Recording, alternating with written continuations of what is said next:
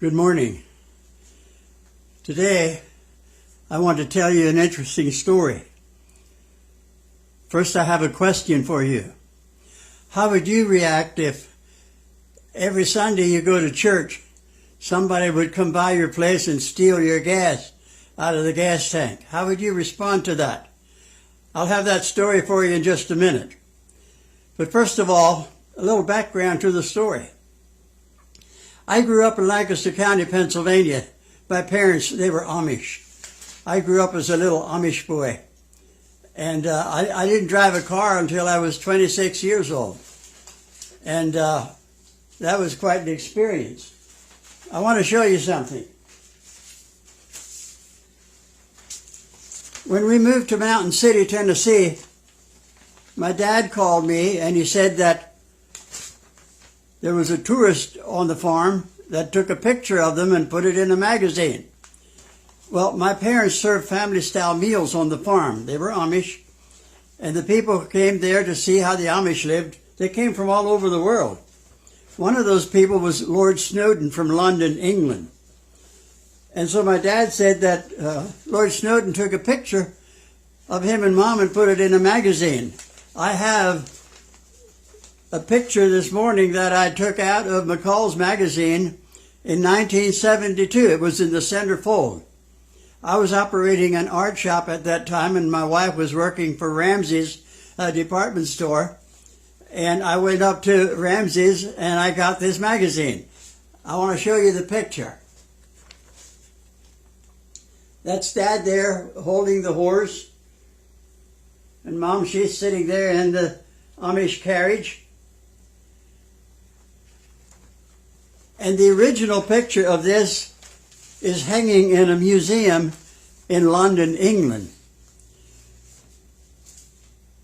My dad was not too excited about us moving to Tennessee. He had bought a farm for me, and he was hoping that I would take on that farm and be an Amish farmer.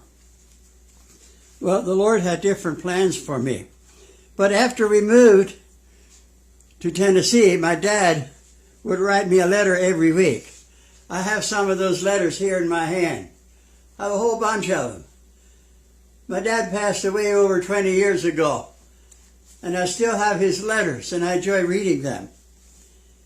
And after they had visited there in Tennessee for the first time they were at the church, they heard the young people call me preacher. They called me Preacher David. And from there on, my dad would address all his letters. I have all these letters here. Right here's one. Preacher David, Mountain City, Tennessee. And after we moved here, he still continued addressing his letters to me, Preacher David. He was the greatest man that ever lived. I have such high respect for my dad, and I really miss him. But he would call me, he would write, and he would call me every week. And there were times when he would say, "Hey, son," he called me son, "would you like to have a good story for a sermon illustration?" I said, "Sure." Well, he said, "I have a really good one for you. So here's my story for today." Dad said that there's some Amish people moved out of Lancaster County to another area of the state. And whatever the name of the town was, I don't know, but the townspeople did not welcome the Amish. They weren't used to these strange-looking people, and, the horses went down Main Street and left their trademark on Main Street, and the people didn't like it. The bank wouldn't give them money, and everybody sort of gave them a cold shoulder. Now, the Amish have church every other Sunday, and they practice that for years, and on alternate Sundays, families get together for a big Sunday meal, and they visit. They have a wonderful visitation program. They really are bonded to each other, and so they like to visit. Well, the preacher realized that every time that they go to church, somebody comes and takes the gas out of his tank that he used to operate the engine for his milking machine. And so he told his wife, he said, "Now, said, Sunday you go to church and the children, and I'm going to stay at home. I'm going to see who's taking the gas from our tank. And so, of course, that's what they did. The wife and the children, they went out in the lane, and they were gone about a half an hour. The farmer went out to the barn, and about half an hour after the family had left, a car pulled in the barnyard and pulled up to his supply tank, his gas tank, opened his car trunk, and he started filling 5-gallon cans of gas. And the farmer very quietly walked up behind him, and he said, sir, let me help you with that.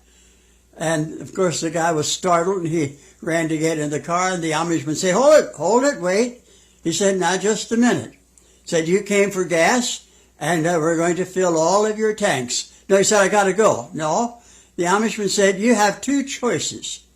Either we fill your cans with gas, or I'm going to call the police, and then they're going to arrest you, and you'll go to jail.